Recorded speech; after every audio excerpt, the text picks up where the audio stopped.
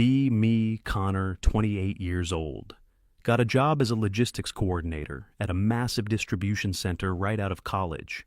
Not a glamorous gig, but I was good at it. The kind of job where you see the direct results of your work every single day. Our facility was a beast, a sprawling concrete box bigger than a dozen football fields, filled with the constant hum of conveyors and the beeping of forklifts. For years, it ran like a Swiss watch. We weren't just moving boxes, we were solving a giant physical puzzle every single day. The guy who taught me most of what I know was Alaric. He was the day shift supervisor, a guy probably in his late 50s who had been working there since the place was built. Alaric was made of coffee, cynicism, and an encyclopedic knowledge of every single process, shortcut, and potential bottleneck in that building. He wasn't friendly, not in the traditional sense. He never asked about your weekend. But if you had a problem, like a trailer getting stuck at the dock or a sudden surge in orders for a specific product, he was the man you went to. He'd listen, grunt, and then give you a solution that was so simple and effective you'd feel stupid for not thinking of it yourself. He respected competence, and that was it. The culture he fostered was straightforward. Do your job well, don't cause drama, and help the guy next to you if he's in the weeds. It worked. Our efficiency numbers were always top of the region. We had a good crew. Most of the guys on the floor had been there for years. They knew the rhythm of the place. There was a kind of unspoken understanding, a professional camaraderie built on getting the job done right. We could handle anything. Holiday rushes, unexpected supply chain disruptions, system upgrades, we'd figure it out. Then, sometime late last summer, maybe August, the email came down from corporate. There was going to be a restructuring of our regional management. They were creating a new position. Head of Operations. This person would be our direct boss, overseeing me, Alaric, and a few other department leads like Hannah from customer service. A week later, we had an all-hands meeting in the main loading bay. They rolled in a big TV on a cart. The regional director, a guy we saw maybe once a year, appeared on the screen from his polished office 1,000 miles away. He gave the standard corporate speech about moving into the future and leveraging new talent. Then he introduced our new boss, London. She walked out from the small office area to stand in front of the assembled crew. The first thing I noticed was that she was completely out of place. She was wearing an expensive-looking business suit and heels that were totally impractical for a concrete warehouse floor. She looked like she was there to foreclose on the building, not run it. She had this smile that didn't quite reach her eyes. The regional director on the screen finished his spiel, and London stepped up to the microphone. Her voice was sharp, confident.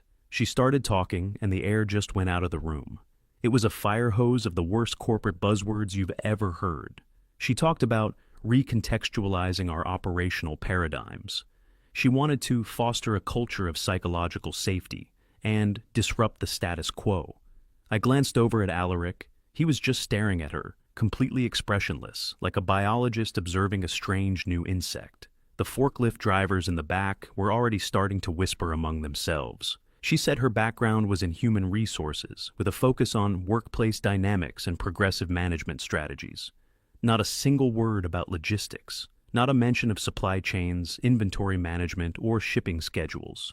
Her whole speech was about feelings, not freight.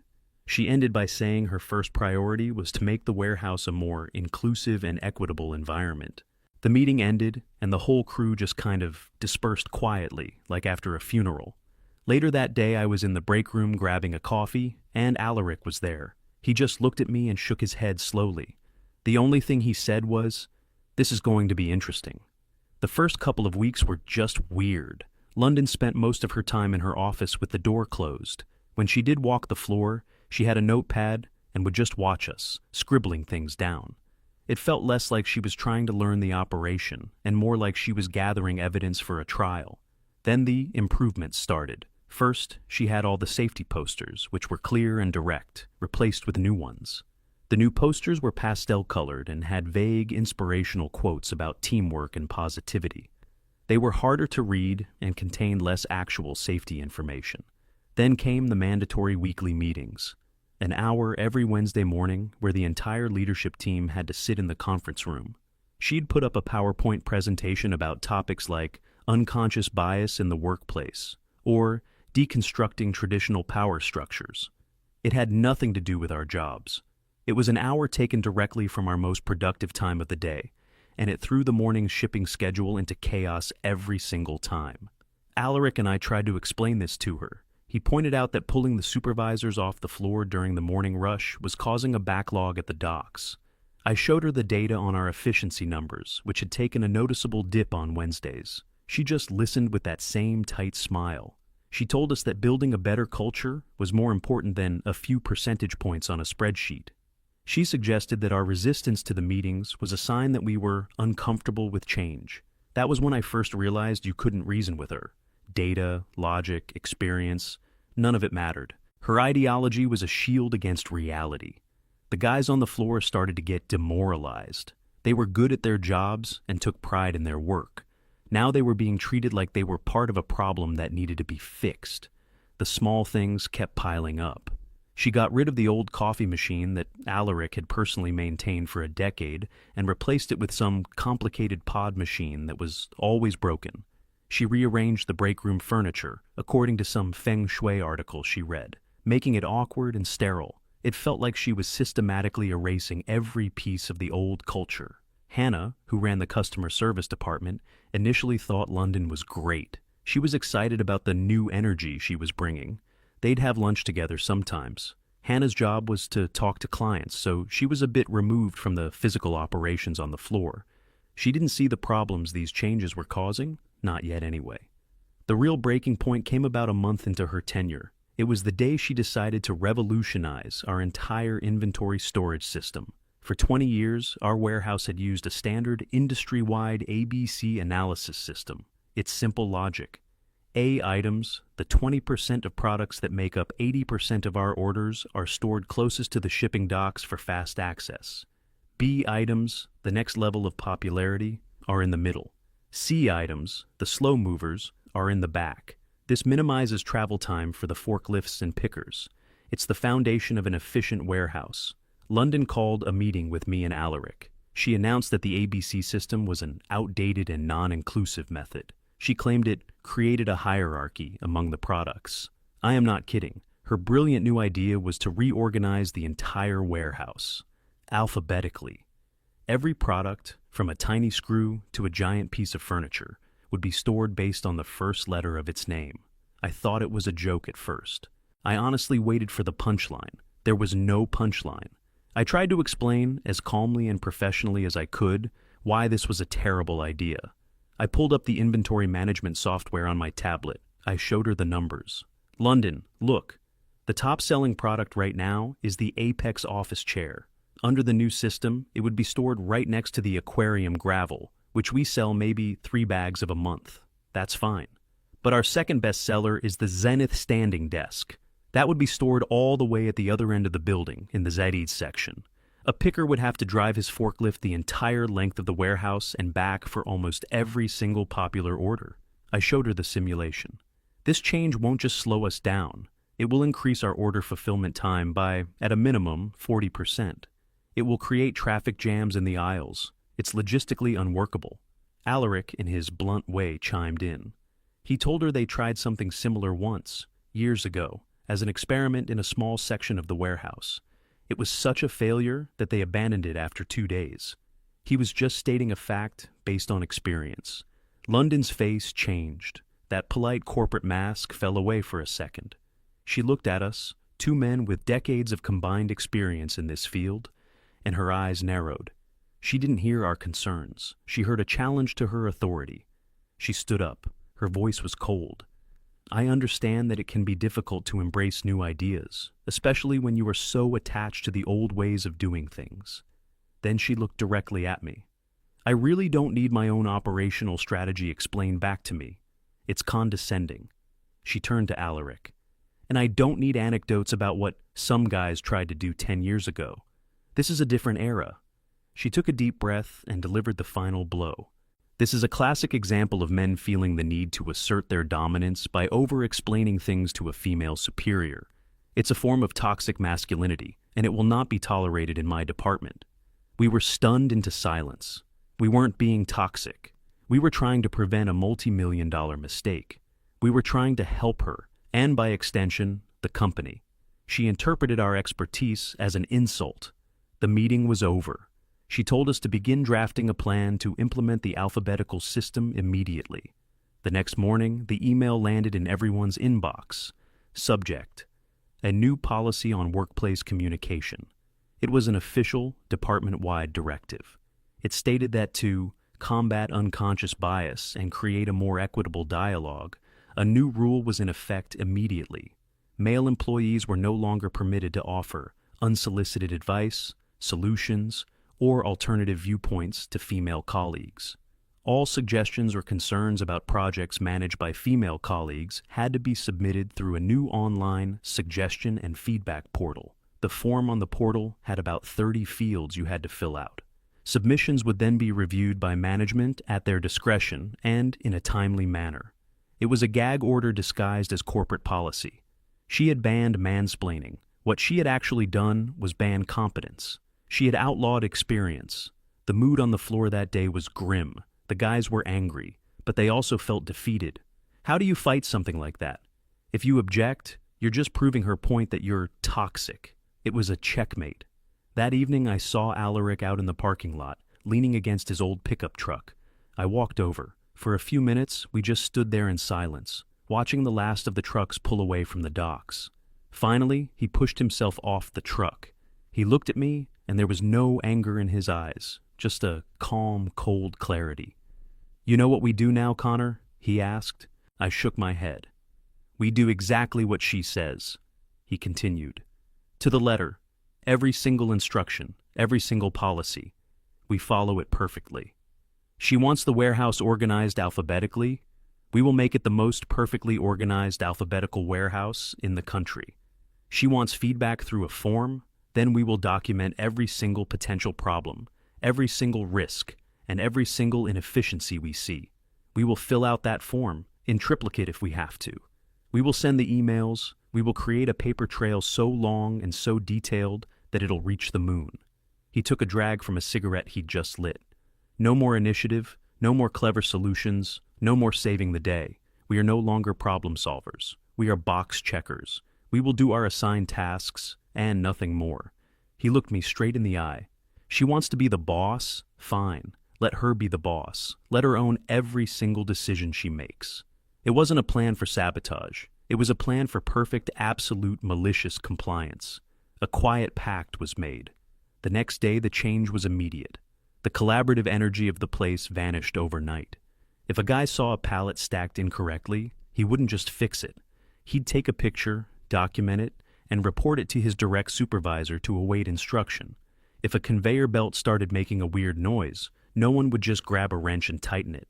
They'd log it in the maintenance system and wait for a work order to be approved by London. It was a silent protest, executed with chilling precision. And so, we began the great idiotic task of reorganizing the entire warehouse. It was a logistical nightmare. We had to essentially shut down sections of the facility for days at a time, pulling down every single pallet and moving it to its new, illogical home.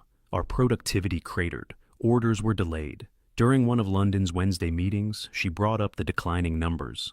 She asked why the reorganization was taking so long. Alaric, with a perfectly straight face, explained it. He described the process in painstaking detail, the safety protocols we had to follow, the man-hours required for each aisle, the limitations of the forklift fleet. He wasn't complaining. He was just reporting the facts, exactly as a subordinate should. I chimed in, noting that we had submitted several suggestions via the portal on how to potentially streamline the process, but we hadn't received a response yet. London got defensive. She said she was inundated with feedback and was processing it. She told us to just stick to the plan. So, we did. Hannah started getting frantic calls from clients. "Where is our shipment? It's 3 days late." She would come to me, looking stressed. "Connor, what's going on? Can't you guys do something to speed things up?" I'd just give her an apologetic look. "Hannah, we're following the new operational plan. I can't authorize any deviations. You'll have to speak with London." I could see the frustration in her eyes. She was starting to realize that London's new energy was the energy of a Category 5 hurricane. This slow-motion disaster continued for weeks, and all the while, the busiest time of the year was approaching, like a storm cloud on the horizon. Black Friday. The preparation for the holiday season usually started in early October. In a normal year, Alaric and I would have been in planning meetings for weeks already, stress testing the systems, coordinating with shipping carriers, and bringing on seasonal staff. It was a massive undertaking, a carefully choreographed dance to handle a 300% increase in order volume. This year, there was none of that. London held a single Black Friday kickoff meeting. She presented a PowerPoint deck she had clearly made herself. It was full of clip art and inspirational quotes. Her grand strategy for handling the busiest retail day of the year was to empower the team to embrace the challenge. She talked about leveraging our new streamlined alphabetical system for unprecedented efficiency. She was actually proud of it. She thought the chaos she had created was an improvement. At the end of the presentation, she asked if there were any questions. The room was silent. No one dared to speak up. What was the point? After the meeting, I went back to my desk and did exactly what Alaric had told me to do. I opened the suggestion and feedback portal. I began to write. I wrote a detailed multi-page analysis of her plan. I used cold, hard data from previous years. I outlined, with charts and projections, exactly why the alphabetical system would fail under the expected load. I predicted a catastrophic failure in the picking and packing process by 10 a.m. on Black Friday. I predicted a complete gridlock at the shipping docks by noon. I estimated that we would be lucky to fulfill 20% of the day's orders. It wasn't emotional, it was a technical document, a risk assessment. I ended it by stating, "In accordance with operational policy, my team will execute your plan as directed. This document is submitted for informational purposes only." I hit send. I got an automated reply. "Thank you for your feedback. Your submission has been received and will be reviewed in due course." I never got a real response. Seeing the writing on the wall, I started to think about my own future. I wasn't going to go down with this ship. I'd been loyal to this company for years, but my loyalty was to the job, to the work, to the guys on the floor. It wasn't to a manager who actively despised my competence. So, I polished up my resume. I started quietly looking at job postings. I saw an opening for a logistics manager at a rival company, a slightly smaller but rapidly growing firm in the same city. It was a step up, more responsibility, better pay. On a whim, I applied. I didn't expect to hear back, but I got a call 2 days later. They wanted to interview me. The interview was at their headquarters, a clean, modern building that felt professional and efficient. The man who interviewed me was the director of national distribution. He was in his 50s, a no-nonsense guy with a firm handshake who looked you straight in the eye. He didn't ask me about my feelings or my thoughts on workplace culture. He put a complex logistics problem on the whiteboard and asked me how I would solve it.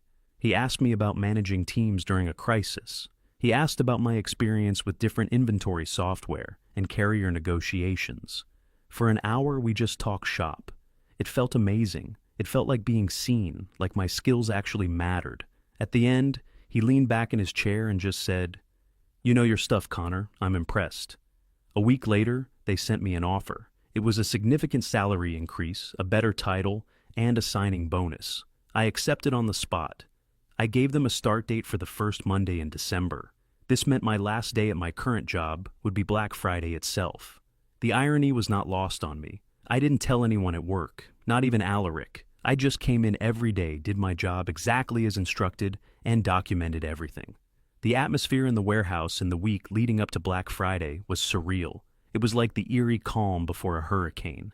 Everyone knew what was coming. The seasonal temps we hired were wandering around confused, unable to find anything in the bizarre new layout.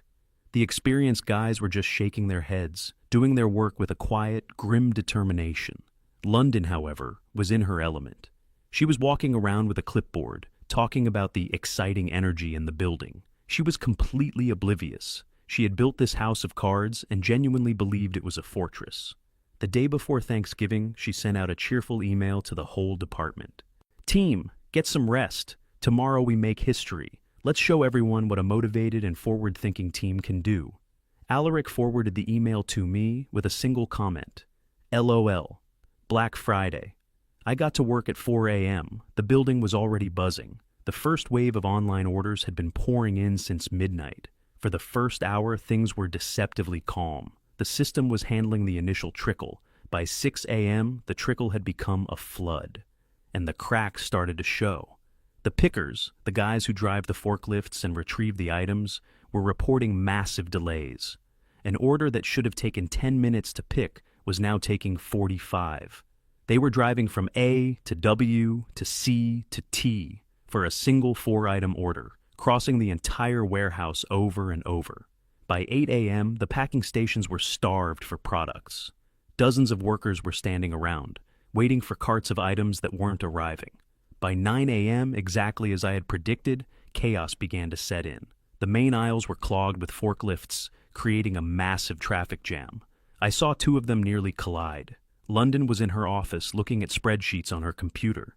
She seemed to think everything was fine, because the numbers on her screen weren't reflecting the physical reality on the floor yet. Around 9:30 a.m., Hannah from customer service came running out of her office. Her face was pale. "The order tracking system is broken," she yelled. "Customers are getting notifications that their items have shipped, but the boxes are still sitting on the packing line." That was the first domino. The software couldn't handle the illogical workflow and was marking orders as complete long before they were. By 10 a.m., the whole system was in a death spiral. The shipping docks were a disaster. Trucks were lined up, ready to be loaded. But there were hardly any completed packages to give them. London finally came out of her office. She saw the gridlock, the idle workers, the mountains of unprocessed orders. The look on her face was one of utter disbelief. She couldn't process that her perfect plan had failed. She started walking the floor, barking orders. "You! Why are you just standing there? Go faster! Why is this aisle blocked? Clear this aisle!" Her commands were useless because she didn't understand the root of the problem. She was like a person trying to fix a broken engine by screaming at the steering wheel. The guys just ignored her. They were trying their best to work within the broken system she had created. By 11 a.m., we had officially lost control. The regional director was calling London's phone non-stop. We could hear it ringing from across the floor. She wasn't answering. She was running around, on the verge of tears, trying to manually direct forklift traffic. It was a pathetic sight. At 11:30 a.m., the regional director patched into the warehouse-wide intercom system. His voice boomed through the building, dripping with fury. "London, get to the main conference room, now. Connor, Alaric, you too." We walked into the conference room. London was already there, looking completely broken. Hannah was there too, looking terrified. The director's face was on the big screen. He looked like he was about to have a stroke. "What is happening at my facility?" he roared. "I have our biggest retail partners on the phone screaming at me. Our fulfillment rate is at 17%. 17%. Explain yourselves." London started to speak, her voice trembling. She launched into a rambling, incoherent defense. She blamed the old-fashioned attitudes of the staff. She blamed their resistance to change. Then she pointed a shaking finger at me and Alaric. "It's them! It's sabotage! They were against me from day one. This is a coordinated attack. It's because I'm a woman in a position of power. It's toxic masculinity." The director was just staring, his jaw tight. He looked at me. "Connor, what's your take on this?" I stayed calm. I stood up and placed my company laptop on the conference table, turning it to face the camera. I opened a file. "Sir," I said, my voice steady, "this is a copy of the risk assessment I submitted to London 5 weeks ago, detailing precisely the catastrophic failure we are currently experiencing. It projected a fulfillment rate of under 20%.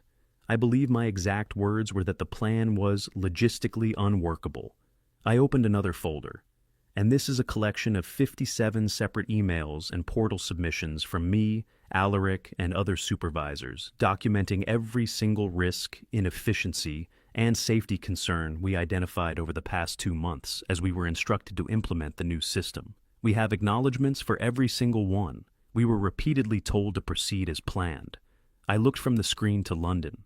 There was no sabotage. There was only compliance. We followed every order, every policy, to the letter. The silence in the room was absolute. London's face had gone from red to ghost white. Hannah was staring at me, her mouth slightly open, finally understanding. The director on the screen just looked at me for a long moment. Then he looked at London with a look of pure contempt. I took a deep breath. It was time for the finale. "With that being said," I continued, I'm afraid I can't be of any further assistance in this matter. I reached into my pocket and pulled out my company ID and access card. I placed them gently on the table. Today is my last day. I've accepted a management position with another company. My resignation is effective immediately. I looked around the room one last time. I wish you all the best of luck solving this. And then I turned, walked out of the conference room, and didn't look back. I walked through the chaotic warehouse, a place that had been my professional home for years. I walked past Alaric's office. He was sitting at his desk. He saw me, and for the first time in the years I'd known him, he smiled. A real, genuine smile. He gave me a slow, deliberate nod. I walked out the main entrance into the cold November air and got in my car. As I drove out of the parking lot, I didn't feel angry or sad. I just felt free. The epilogue to this story is pretty satisfying. My old company was in the news for weeks. They had to publicly apologize for the shipping disaster, and their stock took a major hit. London was fired that same afternoon, of course, escorted out of the building by security. I heard they had to hire a hugely expensive team of outside consultants to come in and fix the mess, which basically just involved changing everything back to the way it was before. A few weeks after I started my new job, I got a text from an unknown number. It was Alaric. The text said, "The new bosses begged me to stay on and help clean up. I told them I would, as an independent contractor. My hourly rate is now roughly what I used to make in a week. Thanks for the show, kid. Drinks are on me. My new job is great. I work with professionals. My expertise is valued. I'm respected. Sometimes, when I'm sitting in my new, quiet office, I think back on that whole fiasco. It's a perfect example of what happens when ideology is valued more than competence. She had all the power in the world, but she didn't have the experience or the wisdom to use it. We tried to warn her. We tried to help. She didn't want help. She wanted obedience. In the end, she got it, and it destroyed her.